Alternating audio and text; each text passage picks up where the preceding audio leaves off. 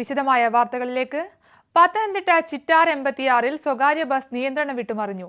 ആങ്ങമൂഴി പത്തനാപുരം റോഡിൽ സർവീസ് നടത്തുന്ന സുൽത്താൻ ബസ്സാണ് മറിഞ്ഞത്. യാത്രക്കാർക്ക് പരുക്കേറ്റു. 2 പേർക്ക് സാരമായ പരുക്കുണ്ട്. റോഡിന് സമീപത്തെ പുരയിടത്തിലേക്കാണ് ബസ് മറിഞ്ഞത്.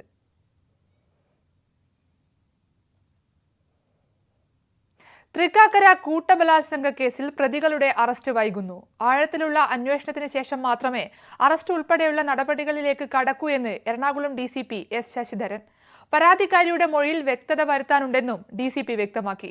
കേസിലെ 3ാം പ്രതി CI സുനുവിനെ ചോദ്യം ചെയ്യുന്നത് തുടരുകയാണ്. 2 ദിവസത്തെ ചോദ്യം ചെയ്യലിന് ശേഷം വിട്ടയച്ച ബേപ്പൂർ കോസ്റ്റൽ CI PR സുനുവിനോട് ഇന്ന് വീണ്ടും ഹാജരാകാനായിരുന്നു നിർദ്ദേശം. തൃക്കാക്കര ACPയുടെ നേതൃത്വത്തിലാണ് ചോദ്യം ചെയ്യൽ. പരാതിക്കാരിയുടെ മൊഴിയിൽ വ്യക്തത വരുത്തണമെന്നും ആഴത്തിലുള്ള അന്വേഷണത്തിന് ശേഷം മാത്രം അറസ്റ്റ് ഉൾപ്പെടെയുള്ള നടപടികളിലേക്ക് കടക്കുമെന്നും കൊച്ചി DCP S. ശശിധരൻ. കുറച്ചുകൂടി വെരിഫൈ ചെയ്തിട്ട് പറയാം. അങ്ങനെ കുറച്ച് അതിൽ തന്നിട്ടുള്ള പരാതിയിലെ കുറേ കാര്യങ്ങൾ ഇനിയും വ്യക്തമാവാനുണ്ട്, അതിൽ പരിശോധിക്കാനുണ്ട്. കേസിൽ 10 പ്രതികളാണുള്ളത്. ഇതിൽ 5 പേരെ തിരിച്ചറിയാനുണ്ട്. CI സുനുവിനെതിരെ വേറെയും കേസുകളുള്ളതിനാൽ മുൻകരുതൽ എന്ന നിലയിലാണ് പരാതി ലഭിച്ചയുടൻ കസ്റ്റഡിയിലെടുത്തതെന്നാണ് പോലീസിന്റെ വിശദീകരണം. കേസിൽ 4 പ്രതികളെ ചോദ്യം ചെയ്ത് വിട്ടയച്ചിരുന്നു. CI ഉൾപ്പെടെയുള്ള പ്രതികൾ ഭീഷണിപ്പെടുത്തി വിവിധയിടങ്ങളിൽ കൊണ്ടുപോയി പീഡിപ്പിച്ചെന്നാണ് 22-കാരിയായ യുവതിയുടെ പരാതി. യുവതിയുടെ ഭർത്താവ് തൊഴിൽ തട്ടിപ്പ് കേസിൽ റിമാൻഡിലായിരുന്നു. ന്യൂസ് 18 കൊച്ചി. വയനാട് അമ്പലവയൽ പോക്സോ കേസിൽ അന്വേഷണം സജീവമെന്ന് പറയുമ്പോഴും പ്രതിയായ ASI TJ ബാബു ഒളിവിൽ തന്നെ. FIR ഇട്ട് 3 ദിവസം കഴിഞ്ഞിട്ടും ASI TJ ബാബു എവിടെയെന്നറിയില്ലെന്നാണ് പോലീസ് വിശദീകരണം. പോലീസ് അന്വേഷണങ്ങളിൽ വിശ്വാസമില്ലെന്ന് പറഞ്ഞ് ഇരയായ പെൺകുട്ടിയുടെ പിതാവ് രംഗത്തെത്തിയിരുന്നു. എല്ലാ വിവരങ്ങളും മറച്ചുവയ്ക്കുന്ന സമീപനമാണ് പോലീസ് ഇതുവരെ സ്വീകരിച്ചതെന്നാണ് പെൺകുട്ടിയുടെ പിതാവിന്റെ ആരോപണം. സംഭവത്തിൽ SC/ST കമ്മീഷനും കേസെടുത്തിട്ടുണ്ട്. ആലപ്പുഴ മുതുകുളം ഗ്രാമപഞ്ചായത്ത് 4ാം വാർഡ് സ്ഥാനാർത്ഥിയായി വിജയിച്ച GS ബൈജു സത്യപ്രതിജ്ഞ ചെയ്തു. മുതുകുളം ഗ്രാമപഞ്ചായത്ത് ഓഫീസിൽ ആംബുലൻസിൽ എത്തിയാണ് സത്യപ്രതിജ്ഞ ചെയ്തത്. ഉപതെരഞ്ഞെടുപ്പ് ഫലം പുറത്തുവന്ന ദിവസം രാത്രി GS ബൈജുവിനെ ബൈക്കിലെത്തിയ 3-അംഗ സംഘം ആക്രമിച്ച് ഗുരുതരമായി പരിക്കേൽപ്പിച്ചിരുന്നു. ഹരിപ്പാട് സ്വകാര്യ ആശുപത്രിയിൽ ചികിത്സയിലാണ് ബൈജു. തുടർന്ന് സത്യപ്രതിജ്ഞ ചെയ്യുന്നതിനായി വരണാധികാരി GS ബൈജുവിന് സമയം നൽകുകയായിരുന്നു. ഇന്ത്യയുടെ പരമാധികാരവും അഖണ്ഡതയും നിലനിർത്തുമെന്നും ഭയാശങ്ക കൂടാതെയും മമതയോ വിദ്വേഷമോ കൂടാതെയും ഞാൻ എന്റെ ഔദ്യോഗിക കൃത്യങ്ങൾ യഥാവിധിയായും വിശ്വസ്തയോടും എന്റെ പരമാവധി കഴിവ് പ്രയോജനപ്പെടുത്തി നിർവഹിക്കുമെന്നും ഈശ്വരനാമത്തിൽ സത്യപ്രതിജ്ഞ ചെയ്യുന്നു. കാട്ടുകൊമ്പന്റെ വിളയാട്ടത്തിൽ വിറങ്ങലിച്ച് മലപ്പുറം ചാലിയാർ മലയോര മേഖല. കല്ലാമൂല, ചേനപ്പാടി, വേപ്പിൻകുന്ന്, മരുതങ്ങാട് എന്നിവിടങ്ങളിലെ ജനവാസ കേന്ദ്രത്തിലിറങ്ങിയ കാട്ടുകൊമ്പൻ പരിഭ്രാന്തി പരത്തി. പ്രദേശത്ത് ഭീതി ഉയർത്തുന്നു. കഴിഞ്ഞ ദിവസമാണ് മമ്പാട് ഓടായിക്കൽ കാട്ടാനയുടെ ആക്രമണത്തിൽ ആസിയ കൊല്ലപ്പെട്ടത്. പ്രദേശത്തെ കൃഷിയിടങ്ങളിൽ ആന കനത്ത നാശമാണ് വിതയ്ക്കുന്നത്. തെങ്ങും റബ്ബറും വാഴകളും കഴിഞ്ഞ ദിവസങ്ങളിൽ വ്യാപകമായി കാട്ടാന നശിപ്പിച്ചിരുന്നു. മലവാരത്തുനിന്നും 1 കിലോമീറ്ററിലധികം ദൂരം സഞ്ചരിച്ചാണ് കാട്ടുകൊമ്പൻ ജനവാസ കേന്ദ്രത്തിലെത്തുന്നതെന്ന് നാട്ടുകാർ പറയുന്നു. ഇതൊരു ശല്യമായി മാറിയിട്ടുണ്ട്. രാത്രിയിൽ വീട്ടിൽ നിന്ന് പുറത്തിറങ്ങാൻ വയ്യാത്തൊരു അവസ്ഥയിലാണ് ഇപ്പോൾ ഇവിടുത്തെ ചുറ്റുപാട്. അപ്പോൾ അതിന് എന്തെങ്കിലും ഒരു പ്രവൃത്തി സർക്കാരിന്റെ ഭാഗത്തുനിന്ന് ഉണ്ടാകണം എന്നുള്ളതാണ് ഇതിൽ പറയാനുള്ളത്. ഒറ്റയാൻ തീറ്റ തേടി ജനവാസ കേന്ദ്രത്തിലിറങ്ങി പരിഭ്രാന്തി പരത്തിയതോടെ മലയോരവാസികൾ ഭീതിയിലാണ്. ആന നശിപ്പിക്കുന്ന കൃഷിക്ക് വനംവകുപ്പ് മതിയായ നഷ്ടപരിഹാരം നൽകുന്നില്ലെന്നും കർഷകർക്ക് ആക്ഷേപമുണ്ട്. ന്യൂസ് 18 മലപ്പുറം. വർക്കല ശിവഗിരിയിൽ രവീന്ദ്രനാഥ ടാഗോർ ശ്രീനാരായണ ഗുരുദേവനെ സന്ദർശിച്ചതിന്റെ ശതാബ്ദി ആഘോഷങ്ങളുടെ സമാപന സമ്മേളനം വിശ്വഭാരതി കേന്ദ്ര സർവകലാശാല വൈസ് ചാൻസലർ ബിദ്യുത് ചക്രവർത്തി ഉദ്ഘാടനം ചെയ്തു. മാനവികതയാണ് മനുഷ്യന്റെ നന്മയ്ക്ക് ആധാരമെന്നും രവീന്ദ്രനാഥ ടാഗോറും ശ്രീനാരായണ ഗുരുദേവനും സമാനതകളോടെയാണ് ഇതിനായി പ്രവർത്തിച്ചതെന്നും അദ്ദേഹം പറഞ്ഞു. കൃഷിമന്ത്രി P. പ്രസാദ് മുഖ്യപ്രഭാഷണം നടത്തി. ശ്രീനാരായണ ധർമ്മസംഘം ട്രസ്റ്റ് പ്രസിഡന്റ് സച്ചിദാനന്ദ സ്വാമി അധ്യക്ഷത വഹിച്ചു. വിശാലാനന്ദ സ്വാമികൾ, സൂക്ഷ്മാനന്ദ സ്വാമികൾ, വർക്കല നഗരസഭാ ചെയർമാൻ KM ലാജി എന്നിവർ പങ്കെടുത്തു.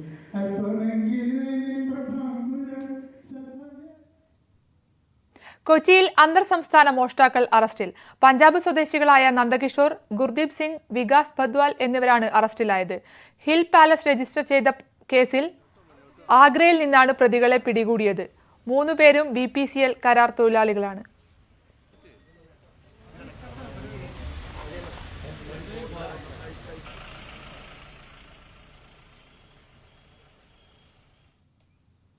തിരുവനന്തപുരം ബാലരാമപുരം മുടവൂർ പാറയിൽ KSRTC ബസിന്റെ ടയർ ഇളകിത്തെറിച്ചു. യാത്രക്കാർ അത്ഭുതകരമായി രക്ഷപ്പെട്ടു. വിഴിഞ്ഞം ഡിപ്പോയിലെ ബസ്സാണ് അപകടത്തിൽപ്പെട്ടത്. തിരുവനന്തപുരത്ത് നിന്ന് നാഗർകോവിൽ ഭാഗത്തേക്ക് വരികയായിരുന്ന ബസ്സായിരുന്നു അപകടത്തിൽപ്പെട്ടത്. 62 പേർ ബസ്സിലുണ്ടായിരുന്നു. ആർക്കും പരിക്കില്ല. ടയറിന്റെ കാലപ്പഴക്കമായിരുന്നു അപകട കാരണം എന്നാണ് പ്രാഥമിക നിഗമനം.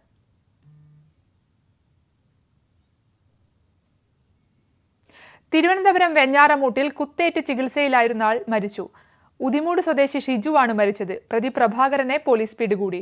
ഓട്ടോ ഡ്രൈവറായ ഷിജുവിനെ പിൻസീറ്റിലിരുന്ന പ്രഭാകരൻ കുത്തുകയായിരുന്നു. പൂർവ്വവൈരാഗ്യമാണ് കൊലയ്ക്ക് പിന്നിലെന്ന് പോലീസ് പറഞ്ഞു. കാരേറ്റിലേക്കുള്ള യാത്രാമധ്യയാണ് കുത്തേറ്റത്. പ്രായത്തെ തോൽപ്പിച്ച് നീന്തൽക്കുളത്തിൽ താരമാവുകയാണ് കോഴിക്കോട് ചാത്തമംഗലം സ്വദേശി സ്നേഹപ്രഭ. ഹരിയാനയിൽ നടക്കാനിരിക്കുന്ന ഓൾ ഇന്ത്യ മാസ്റ്റേഴ്സ് അക്വാറ്റിക് മീറ്റിൽ സ്നേഹപ്രഭ കേരളത്തെ പ്രതിനിധീകരിക്കും.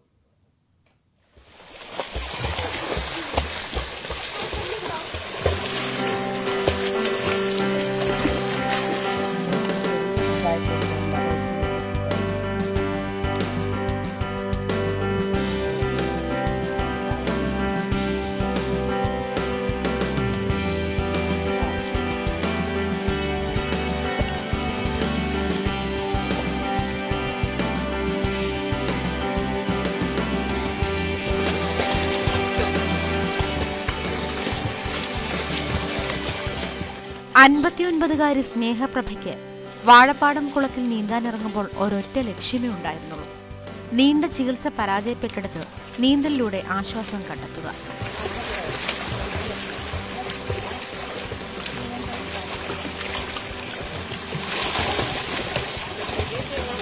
കടുത്ത കൈവേദനയെ മറികടക്കുക. നീന്തി നീന്തി ചാത്തമംഗലത്തുകാരി സ്നേഹപ്രഭ പ്രായത്തെയും രോഗത്തെയും തോൽപ്പിച്ചു.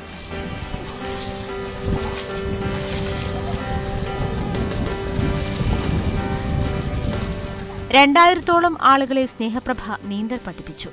അധികവും കുട്ടികളാണ്. സ്വന്തമായി നിർമ്മിച്ച ലൈഫ് ജാക്കറ്റ് ഉപയോഗിച്ചാണ് നീന്തൽ പരിശീലനം.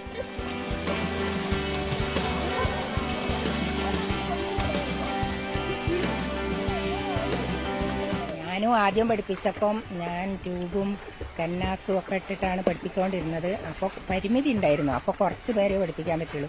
ഇത് ഞാൻ സിവിൽ ഡിഫൻസ് വളണ്ടിയറായിട്ട് ഇപ്പോൾ 3-4 വർഷമായിട്ട് വർക്ക് ചെയ്യുന്നുണ്ട്. അപ്പോൾ അതിലൂടെയാണ് ഞാൻ ഈ ലൈഫ് ജാക്കറ്റ് നിർമ്മിക്കാൻ വേണ്ടി പഠിച്ചത്. ഇത് പഠിച്ചതുകൊണ്ട് ഒരേ സമയത്ത് തന്നെ ഇവിടെ 107 ആളൊക്കെ ഈ കുളത്തിൽ ഇറങ്ങിയ സമയമുണ്ട്. നിറയെ പേരെ പഠിപ്പിക്കാൻ പറ്റും ഒരേ സമയത്ത്.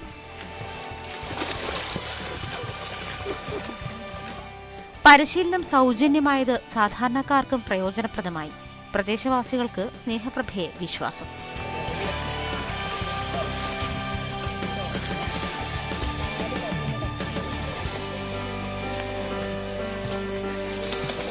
മോള് പഠിക്കുന്ന കണ്ടപ്പോൾ എനിക്കൊരു താല്പര്യം പഠിക്കാൻ. പിന്നെ പ്രഭേച്ചിയാണ് വലിയ മോട്ടിവേഷൻ. ഒരു അറൌണ്ട് 60 ഇയേഴ്സിന് അടുത്തായിട്ട് അവർക്ക് ഇത്രയും നന്നായിട്ട് നീന്താൻ കഴിയുന്നുണ്ടെങ്കിൽ ഞങ്ങൾക്കും പറ്റും എന്നുള്ളൊരു കോൺഫിഡൻസ് ഉണ്ട്. പിന്നെ നല്ലൊരു എക്സസൈസ് കൂടിയാണ്. അതുകൊണ്ടാണ് നീന്താൻ പഠിക്കണം എന്ന് വിചാരിച്ചത്. ഏതാനും നാളുകൾക്ക് മുൻപാണ് സ്നേഹപ്രഭ സ്വിമ്മിംഗ് പൂളിൽ മത്സരിക്കാനൊരുങ്ങിയത്. 100 മീറ്റർ ഫ്രീ സ്റ്റൈലിൽ 1ാം സ്ഥാനം, 50 മീറ്റർ ബാക്ക് സ്ട്രോക്കിൽ 2ാം സ്ഥാനവും കരസ്ഥമാക്കി. ഹരിയാനയിൽ നടക്കാനിരിക്കുന്ന ഓൾ ഇന്ത്യ മാസ്റ്റേഴ്സ് അക്വാറ്റിക് മീറ്റിൽ 4 ഇനത്തിലാണ് സ്നേഹപ്രഭ മത്സരിക്കുക.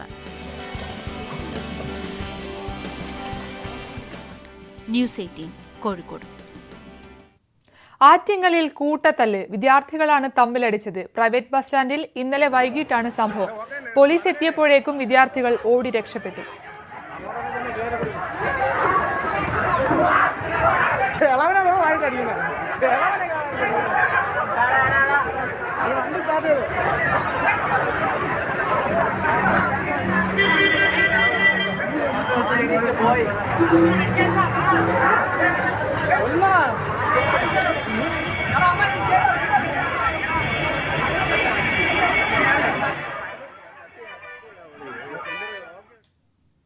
കൊല്ലം വെട്ടിക്കവല മഹാദേവർ ക്ഷേത്രത്തിൽ വാതുക്കൽ ഞാലി പാൽ പൊങ്കാല നടന്നു.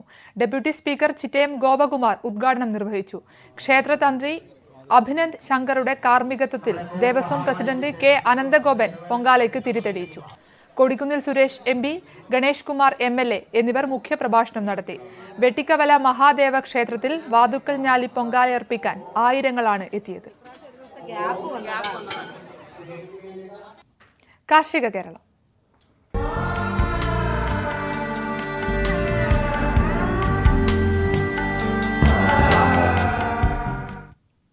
ഫലവൃക്ഷങ്ങളാൽ വീട്ടിൽ മനോഹരമായ ഒരു തോട്ടം തീർത്തിരിക്കുകയാണ് കണ്ണൂരിലെ ഒരു പ്രവാസി. മുത്താറുപീടിക കുനുമലിലെ MCV ഗഫൂറിന്റെ വീടാണ് ഫലവൃക്ഷങ്ങൾ നട്ടുപിടിപ്പിക്കാൻ മറ്റുള്ളവർക്ക് കൂടി പ്രചോദനമാകുന്നത്.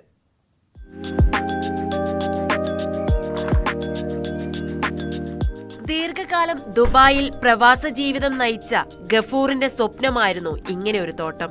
പ്രവാസ ജീവിതത്തിനു ശേഷം നാട്ടിൽ മടങ്ങിയെത്തി ഗഫൂർ ഇന്ന് കൂടുതൽ സമയം ചെലവഴിക്കുന്നത് തന്റെ തോട്ടത്തിലാണ്. ലോകത്തിന്റെ നാനാഭാഗത്തുള്ള വിവിധ തരം ഫലവൃക്ഷങ്ങൾ ഇവിടെയുണ്ട്.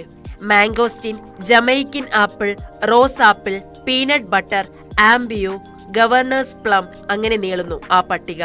മാർക്കറ്റിൽ നിന്ന് മേടിച്ച ഒരു പഴം കഴിക്കാൻ വലിയൊരു പേടി ആണ് സത്യത്തിൽ. അപ്പോൾ അതിൽ നിന്ന് എന്ത് ചെയ്യാം, മുക്തി നേടിക്കൊണ്ട് നമുക്ക് ആരോഗ്യപരമായ ഒരു ഭക്ഷണക്രമം, ഒരു രീതി നമുക്ക് ഇതിലെ കൂടി കിട്ടുന്നുണ്ട്. പിന്നെ രണ്ടാമത് എൻ്റെ ഫാമിലി ഈ ഒരു കാര്യത്തിൽ വളരെ സപ്പോർട്ടാണ്. എല്ലാ കാര്യത്തിലും എന്തുണ്ട്, വൈഫ് ഒന്നായിട്ടുണ്ട്. എല്ലാ കുട്ടികളൊക്കെ ഈ ഒഴിവ് സമയങ്ങളിൽ കോളേജും സ്കൂളൊക്കെ ഇല്ലാത്ത സമയത്ത് നമ്മൾ ഇവിടെ തന്നെയാണ്. നമ്മുടെ ഒരു വലിയൊരു പാർക്കാണിത്. ഗഫൂറിന്റെ തോട്ടം കാണാൻ നിരവധി സന്ദർശകരും എത്തുന്നുണ്ട്. വളരെ മനോഹരമായി ഒരുക്കിയ വീടും അതിൻ്റെ ചുറ്റുപാടുള്ള ഫലവൃക്ഷങ്ങൾ, അതിലൊക്കെ ഇങ്ങനെ കായ്ച്ചു നിൽക്കുന്ന ഫലങ്ങൾ, അതിലാണെങ്കിൽ നമ്മുടെ നാട്ടിൻപുറത്ത് കാണാത്ത ഒട്ടനവധി ഫ്രൂട്ടുകൾ വളരെ നന്നായി തന്നെ അത് ആസ്വദിക്കാൻ വേണ്ടി കഴിഞ്ഞു. അന്ന് മുതലുള്ള എൻ്റെ ഒരു ആഗ്രഹമാണ് നമ്മുടെ പ്രവാസികളൊക്കെ ഇതേപോലെ ഓരോരുത്തരും അവരുടെ വീട്ടിലൊക്കെ ഇതൊക്കെ ഒന്ന് ഒരുക്കണമെന്നുള്ളത്.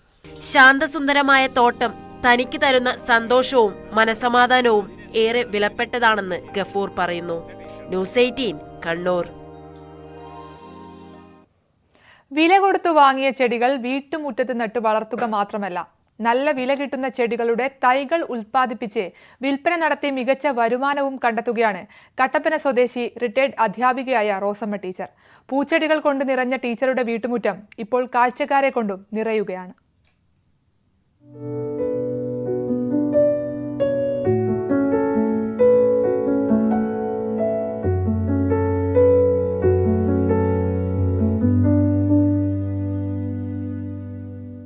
വണ്ടൻമേട് സെന്റ് ആന്റണി സ്കൂളിലെ പ്രധാന അധ്യാപികയായിരുന്ന റോസമ്മ ടീച്ചർ ജോലിയിൽ നിന്ന് വിരമിച്ചതിനു ശേഷമാണ് പൂച്ചെടികളുടെ പരിപാലനം സജീവമാക്കിയത്.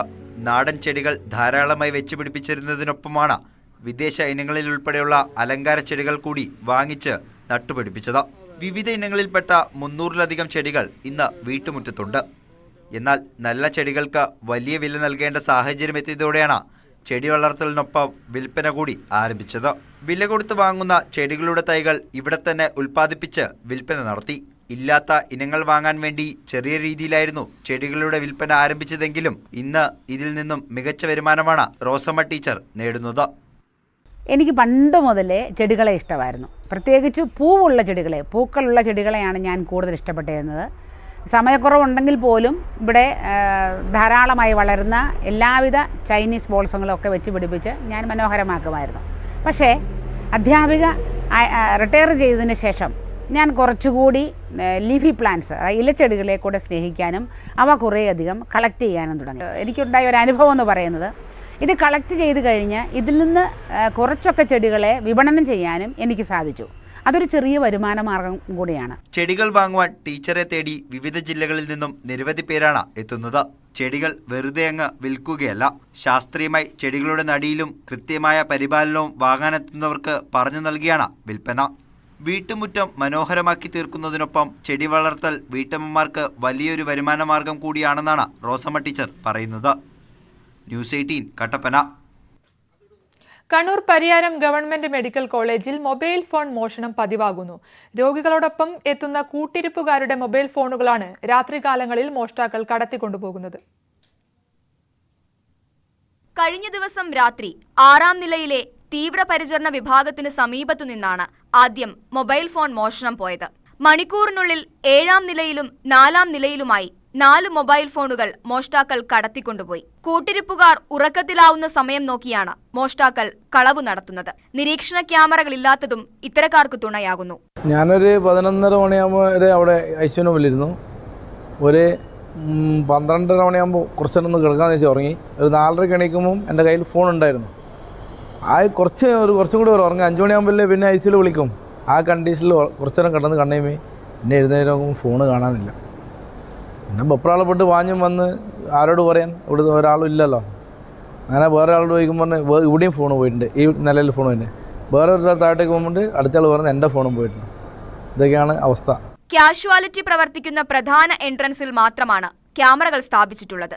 അവയിൽ പലതും പ്രവർത്തിക്കുന്നുമില്ല. രോഗികളുടെ ബന്ധുക്കൾ എന്ന വ്യാജേന അകത്തു കടക്കുന്നവർ തക്കം നോക്കിയിരുന്നാണ് മൊബൈൽ ഫോണുമായി കടന്നുകളയുന്നത്. വില കൂടിയ മൊബൈൽ ഫോണുകൾ മാത്രമാണ് ഇത്തരക്കാർ ലക്ഷ്യമിടുന്നതെന്നാണ് പരാതി. ഇതിനു മുൻപും പലതവണ ഇത്തരത്തിൽ മോഷണം നടന്നതായി ആശുപത്രി അധികൃതർ തന്നെ വ്യക്തമാക്കുന്നുണ്ട്. എന്നിട്ടും മോഷ്ടാക്കളെ ഇതുവരെ പിടികൂടാൻ പരിയാരം പോലീസിനോ മെഡിക്കൽ കോളേജ് അധികൃതർക്കോ സാധിച്ചിട്ടില്ല. എല്ലാ നിലകളിലും ആളുകൾ കടന്നുപോകുന്ന ഭാഗത്ത് നിരീക്ഷണ ക്യാമറകൾ സ്ഥാപിച്ചാൽ മാത്രമേ ആവർത്തിച്ചുകൊണ്ടിരിക്കുന്ന മോഷണങ്ങൾക്ക് അറുതിയാകൂ. ന്യൂസ് 18 തളിപ്പറമ്പ്. 1.5 കോടിയോളം രൂപ ചെലവഴിച്ച് നിർമ്മിച്ച റെയിൽവേ അടിപ്പാത 3 മാസത്തിനുള്ളിൽ ഗതാഗതത്തിന് തുറന്നു കൊടുക്കണമെന്ന് മനുഷ്യാവകാശ കമ്മീഷൻ. കാസർഗോഡ് ചെറുവത്തൂർ മയിച്ചയിലെ റെയിൽവേ അടിപ്പാതയുടെ ദുരവസ്ഥയിലാണ് മനുഷ്യാവകാശ കമ്മീഷന്റെ ഇടപെടൽ.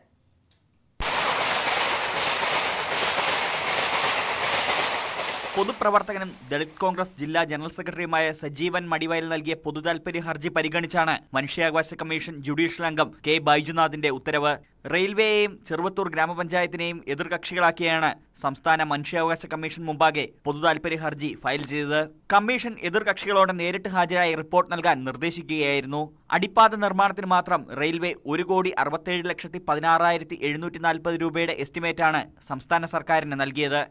ഒരു പമ്പ് സെറ്റ് സ്ഥാപിച്ചുകൊണ്ട് ആ വെള്ളം മുഴുവൻ കളഞ്ഞ് അവിടെ ഗതാഗതം പുനഃസ്ഥാപിച്ചുകൊണ്ട് മുന്നോട്ട് പോകണം. 3 മാസത്തിനുള്ളിൽ ഈ പദ്ധതി നടപ്പിലാക്കി 3 മാസത്തിൽ റിപ്പോർട്ട് കൊടുക്കണമെന്നാണ് ബഹുമാനപ്പെട്ട കമ്മീഷൻ അംഗം ജുഡീഷ്യൽ അംഗം കെ ബൈജുനാഥ് അവർ ഉത്തരവിട്ടിരിക്കുന്നത്. ഇത് എത്ര കണ്ട് പിന്നെ ഇന്ത്യൻ റെയിൽവേ നടപ്പിലാക്കുന്ന കാര്യത്തിൽ ഇപ്പോഴും എനിക്ക് സംശയമുണ്ട്. കാരണം ഇന്ത്യൻ റെയിൽവേ അല്ലെങ്കിൽ പിന്നെ മനുഷ്യാവകാശ കമ്മീഷന്റെ അല്ലെങ്കിൽ ബഹുമാനപ്പെട്ട കേരള ഹൈക്കോടതി ഉത്തരവുകൾ പോലും ഒരു വില പോലും കൽപ്പിക്കാത്തൊരവസ്ഥയാണുള്ളത്. സംസ്ഥാന സർക്കാർ 1,63,00,000 രൂപയും ചെറുവത്തൂർ ഗ്രാമപഞ്ചായത്ത് 4,16,740 രൂപയും റെയിൽവേക്ക് കെട്ടിവെച്ചാണ് മയ്യിച്ച റെയിൽവേ അടിപ്പാത നിർമ്മിച്ചത്. നിർമ്മാണം പൂർത്തീകരിച്ച് 5 വർഷം കഴിഞ്ഞിട്ടും വെള്ളം കെട്ടിനിൽക്കുന്നതുകൊണ്ട് വാഹന ഗതാഗതത്തിനോ കാൽനടയാത്രയ്ക്കോ അടിപ്പാത ഉപകാരപ്പെട്ടില്ല. റെയിൽവേ എഞ്ചിനീയറിംഗ് വിഭാഗത്തിന്റെ ഭാഗത്തുനിന്നുണ്ടായ പിഴവാണ് ചൂണ്ടിക്കാണിക്കപ്പെടുന്നത്. അടിപ്പാതയിൽ വേനൽക്കാലത്തും മഴക്കാലത്തും കെട്ടിക്കിടക്കുന്ന വെള്ളം പമ്പ് ചെയ്തു കളയുന്നതിന് സ്ഥിരമായി പമ്പ് സെറ്റ് സ്ഥാപിച്ച് കമ്മീഷൻ മുമ്പാകെ റിപ്പോർട്ട് ചെയ്യണമെന്നാണ് നിർദ്ദേശം. ന്യൂസ് 18 ചെറുവത്തൂർ. ശരണപാതയിൽ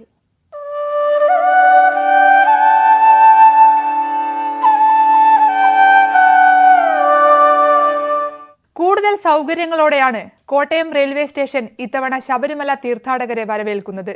തീർത്ഥാടകർക്കായി റെയിൽവേ നിർമ്മിച്ച പുതിയ പിൽഗ്രിം സെന്റർ ഉദ്ഘാടനം ചെയ്തു. റെയിൽവേ സ്റ്റേഷനിൽ നിന്ന് പമ്പയിലേക്ക് പോകാൻ KSRTC ഇത്തവണയും പ്രത്യേക സൗകര്യം ഒരുക്കും. സംസ്ഥാനത്ത് ഏറ്റവും കൂടുതൽ ശബരിമല തീർത്ഥാടകർ എത്തുന്ന റെയിൽവേ സ്റ്റേഷനുകളിൽ ഒന്നാണ് കോട്ടയം. KSRTC സർവീസുകൾ ഇവിടെ നിന്ന് നേരിട്ട് തുടങ്ങുന്നത് ഭക്തർക്ക് ഏറെ ആശ്വാസവുമാണ്. ഇതിനു പിന്നാലെയാണ് തീർത്ഥാടകരെ വരവേൽക്കാൻ 3 നിലകളിലായി പിൽഗ്രിം സെന്റർ റെയിൽവേ നിർമ്മിച്ചത്. കേന്ദ്രമന്ത്രി വി മുരളീധരൻ സെന്റർ ഉദ്ഘാടനം ചെയ്തു. മിക്കവാറും റെയിൽവേ സ്റ്റേഷനിലെ പ്ലാറ്റ്ഫോമിലാണ് ഈ അയ്യപ്പന്മാർ മുഴുവൻ വിരിവെക്കുന്നത്. വിരിവെക്കുകയല്ല, അവരവിടെ തൽക്കാലം ഇരിക്കുന്നു മാത്രമേ ഉള്ളൂ. വിരിവെക്കുക എന്ന് പറഞ്ഞാൽ കിടന്നുറങ്ങാനുള്ള സൗകര്യം ഉണ്ടാവില്ല, അതിനുള്ള സൗകര്യമില്ല. പക്ഷെ അവിടെ ഏറ്റവും ചുരുങ്ങി ഇരിക്കാനുള്ള സൗകര്യം. അപ്പോൾ റെയിൽവേ സ്റ്റേഷൻ വേണ്ട രീതിയിൽ വൃത്തിയോടുകൂടിയിട്ട് മെയിൻറ്റെയിൻ ചെയ്യുന്നതിനുള്ള പരിമിതികളുണ്ട്. അപ്പോൾ ഇതിനൊക്കെയുള്ള ഒരു പരിഹാരം എന്നുള്ള നിലയിൽ കോട്ടയത്ത് ഇത്തരത്തിലുള്ള ഒരു സംവിധാനം, ഒരു തീർത്ഥാടക കേന്ദ്രം അത് ഉണ്ടാകുന്നു. ഒരേ സമയം കുറഞ്ഞത് 250 തീർത്ഥാടകർക്ക് ഇവിടെ വിശ്രമിക്കാം. 20ഓളം ശൗചാലയങ്ങളും കെട്ടിടത്തിലുണ്ട്. അതേസമയം റെയിൽവേ സ്റ്റേഷനിൽ ക്യാൻറ്റീൻ ഇല്ലാത്തത് ഭക്തരെ വലയ്ക്കും. ഇക്കാര്യത്തിൽ അടിയന്തര നടപടി സ്വീകരിക്കാൻ ആവശ്യപ്പെടുമെന്ന് കേന്ദ്രമന്ത്രി പ്രഖ്യാപിച്ചു. ഇരട്ടപ്പാത നിർമ്മാണം കേരളത്തിൽ പൂർത്തിയായതും ഭക്തർക്ക് ആശ്വാസമാണ്. ട്രെയിനുകൾ എവിടെയും പിടിച്ചിടാതെ സമയത്തിൽ എത്തിച്ചേരുമെന്നതാണ് ഇത്തവണ ഗുണമാകുക. G Sreejith, news 18 Kottayam.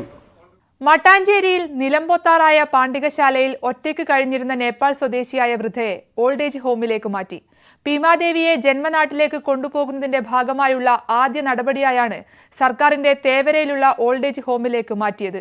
News 18 ഭീമാദേവിയുടെ ദുരിത ജീവിതം പുറം ലോകത്തെത്തിച്ചത്. News 18 impact. ഭീമാദേവിയുടെ ദൈന്യതയാർന്ന ജീവിതം ന്യൂസ് 18 വാർത്തയാക്കിയതു മുതൽ എറണാകുളം MP ഹൈബി ഈഡൻ വിഷയത്തിൽ ഇടപെട്ടിരുന്നു. ഭീമാദേവിയെ സുരക്ഷിതമായ ഇടത്തേക്ക് മാറ്റിപ്പാർപ്പിക്കുന്നതിനും നേപ്പാളിൽ എത്തിക്കുന്നതിനും നടപടിയെടുക്കാൻ ജില്ലാ ഭരണകൂടത്തിന് നിർദ്ദേശം നൽകിയിരുന്നു. ഇതിന്റെ തുടർച്ചയായിട്ടാണ് ജില്ലാ ഡെവലപ്മെന്റ് കമ്മീഷണർ ചേതൻ കുമാർ മീണ നേരിട്ടെത്തി ഭീമാദേവിയെ മാറ്റി താമസിപ്പിക്കുന്നതിന് സൗകര്യമൊരുക്കിയത്. തേവരയിലെ സർക്കാർ വക വൃദ്ധസദനത്തിലേക്കാണ് താൽക്കാലികമായി ഭീമാദേവിയെ മാറ്റിയത്. ജീർണിച്ച കെട്ടിടത്തിൽ താമസിക്കുന്നത് ഉചിതമല്ല എന്നതിന്റെ അടിസ്ഥാനത്തിലേക്കാണ് നാട്ടിൽ പോകും വരെ താൽക്കാലിക സംവിധാനം ഒരുക്കിയത്. ഭീമാദേവിയെ സാമൂഹ്യ പ്രവർത്തകൻ മുകേഷ് ജെയിനും ഭാര്യ ഭാവന ജെയിനും വിമാനമാർഗം നേപ്പാളിൽ എത്തിക്കാമെന്ന് ജില്ലാ ഭരണകൂടത്തെ അറിയിച്ചിരുന്നു. 48 വർഷം മുമ്പ് ഗൂർഖയായ ഭർത്താവിനൊപ്പമാണ് ഭീമാദേവി മട്ടാഞ്ചേരിയിലെത്തിയത്. സുവി വിശ്വനാഥൻ, ന്യൂസ് 18 കൊച്ചി. നാട്ടുവർത്തമാനം പൂർണ്ണമാകുന്നു. നമസ്കാരം.